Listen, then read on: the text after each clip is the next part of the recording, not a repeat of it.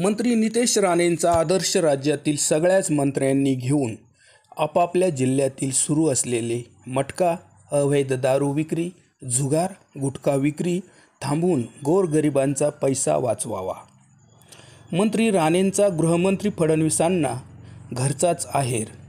फडणवीस अवैध धंदेमुक्त महाराष्ट्र करतील का?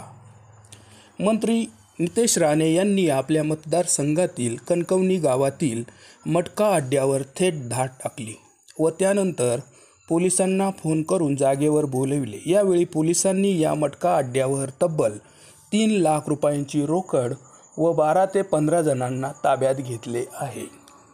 मंत्री नितेश राणेंनी दाखवलेली हिंमत गोरगरीब कष्टकरी वर्गाचा अवैध धंद्यांमध्ये लुटला जाणारा पैसा वाचवणारी आहे. अवैध धंदे महाराष्ट्रातील जिल्ह्यांमध्ये बंदच केले ना तर या गोरगरीब कष्टकरी जनतेचा पैसा वाचेल. कारण मटकासारखे धंदे खुलेआम सुरू असले की या कष्टकरी गोरगरीब लालची आणि जुगारी लोकांचे लक्ष आपोआप मटका पेढीकडे वळते व लालसेपोटी आज पैसे मिळेल उद्या पैसे मिळेल या भाबड्या आशेने दररोज पोटाला चिमटा घेऊन संसार वाऱ्यावर सोडून मटक्याचा नंबर लावून पैसे उधळले जातात. मटका चालवणारे अल्पावधीत मालामाल होतात. पोलीस अधिकारीही हप्ते घेऊन मालामाल होतात. पण हे मटका खेळणारे आहेत तेथेच राहतात. ही वस्तुस्थिती नाकारून चालणार नाही. त्यामुळेच जर मटका व इतर जुगार अवैध धंदे 100% बंदच केले ना तर या जनतेचा लाखो करोडो रुपये वाचतील. हे मात्र तितकेच सत्य आहे. मंत्री नितेश राणे यांनी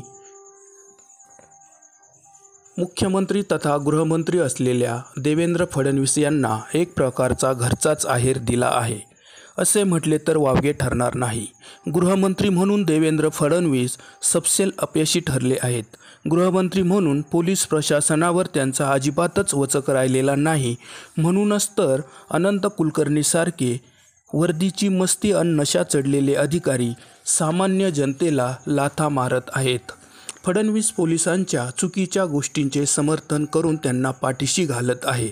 याचे उत्तम उदाहरण म्हणजे परभणीतील सोमनाथ सूर्यवंशी या दलित तरुणाला पोलिसांनी पोलीस कस्टडीमध्ये जीवे ठार मारण्यापर्यंत बेदम मारहाण करून त्याचा खून केला होता. सुप्रीम कोर्टाने शेवटी हा खून असून पोलिसांवर गुन्हे दाखल करण्याचे आदेश दिले आहे. यासाठी ॲडव्होकेट प्रकाश आंबेडकर यांनी सुप्रीम कोर्टात या प्रकरणी पाठपुरावा करून पोलिसांचा खुनी मुखवटा हा टराटरा फाडला होता. मुख्यमंत्री देवेंद्र फडणवीस हे गृहमंत्री असून त्यांनी महाराष्ट्र राज्य अवैध धंदेमुक्त करावा. महाराष्ट्रातील प्रत्येक जिल्ह्यातील पोलीस ठाण्याच्या हद्दीत मटका, जुगार, अवैध दारू विक्री, अवैध गुटखा विक्री आदी अवैध धंदे त्या पोलीस ठाण्याच्या पोलीस अधिकाऱ्यांच्या अर्थपूर्ण आशीर्वादाने अगदी पोलिसांच्या नाकावर टिचून राजरोज सुरू आहेत. या अवैध धंद्यांतून लाखो रुपयांचे हप्ते देखील मिळतात. म्हणूनच तर हे धंदे सुरू आहे.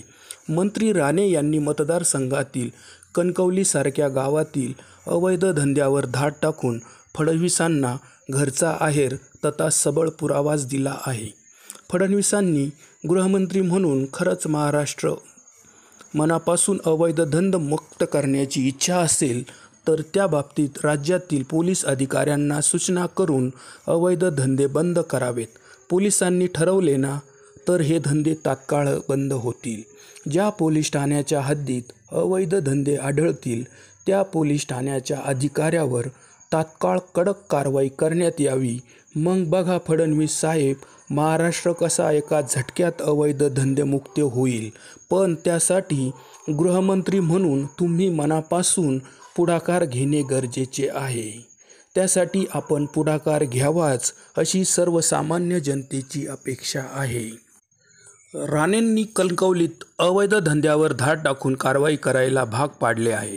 तसेच त्यांनी त्यांच्या संपूर्ण जिल्ह्यात अवैध धंद्यांवर कारवाई करायला लावून पूर्ण जिल्हा अवैध धंदेमुक्त करावा अशी अपेक्षा.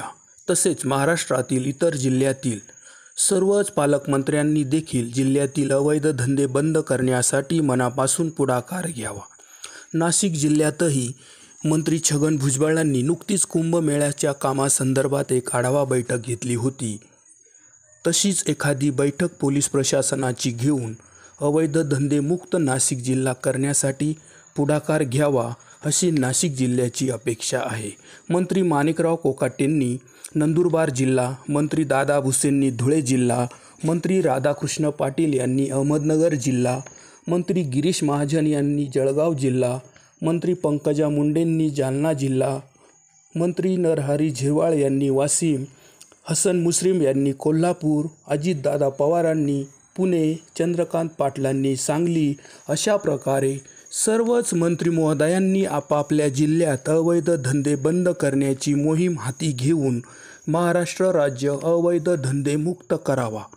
महाराष्ट्र पोलिसांनी ड्रग्जमुक्त महाराष्ट्र ही मोहीम हाती घेतली असून त्यासाठी अनेक कार्यक्रम सुरू देखील आहेत. त्याच धर्तीवर मटकामुक्त महाराष्ट्र मोहीम लवकरच पोलिसांनी हाती घेऊन अवैध धंदेमुक्त महाराष्ट्र करावा अशी सर्वसामान्य जनतेची अपेक्षा आहे.